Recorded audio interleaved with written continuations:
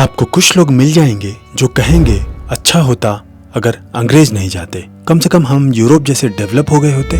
आपको बहुत सारे पॉडकास्ट और नीची मानसिकता वाले लोग मिल जाएंगे जो कहेंगे इंडिया इससे अच्छा गुलाम ही रहता। मानने में कोई हर्ज नहीं कि सरकारों ने चाहे किसी की भी हो वो काम कभी नहीं किया जैसा करना चाहिए था। भ्रष्टाचार, तंत्र, ब्यूरोक्रेसी, इन पर भी कभी वैसा काम नहीं हुआ जैसा होना चाहिए था। पर एक बात याद रखिए, पेट भरने के बाद गुलामी किसी को पसंद नहीं आती। आप तिब्बत का ही हाल देख लीजिए, जहाँ विकास तो हुआ लेकिन उनकी आजादी छीन ली गई। और यहाँ तो बात ही पेट न भरने की है, यहाँ तो बात है खाने तक न मिल पाने की। यहाँ बात है द ग्रेट बंगाल फेमिन की।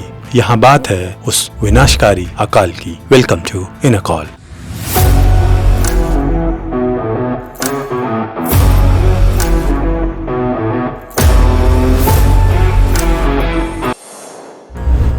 उन्नीस सौ 43-44 का बंगाल का अकाल 20वीं सदी के सबसे भयानक मानवीय संकटों में से एक माना जाता है, जिसमें लगभग 30 लाख लोग मारे गए। बंगाल की स्थानीय भाषा में इसे पंचाशेर मनवंतर यानी बंगाली साल 1350 का अकाल कहा गया। यह अकाल सिर्फ अनाज की कमी की वजह से नहीं था, बल्कि यह कई चीजों को एक साथ खराब हो जाने का नतीजा था। दूसरे विश्व युद्ध का असर, प्राकृतिक झटके, आर्थिक टूट फूट और सबसे महत्वपूर्ण औपनिवेशिक ब्रिटिश प्रशासन की नाकामी। इस घटना ने बंगाल की अर्थव्यवस्था, राजनीति और सामाजिक ढांचे को बुरी तरह से हिला दिया और लाखों लोग हमेशा के लिए गरीब और उजड़ गए। 1943 के अकाल को समझने के लिए हमें कई कारणों को एक साथ देखना पड़ता है। पर्यावरण, बाजार की चालें, ब्रिटिश नीति के गलत फैसले, जिनके घातक मेल ने इस तबाही को जन्म दिया।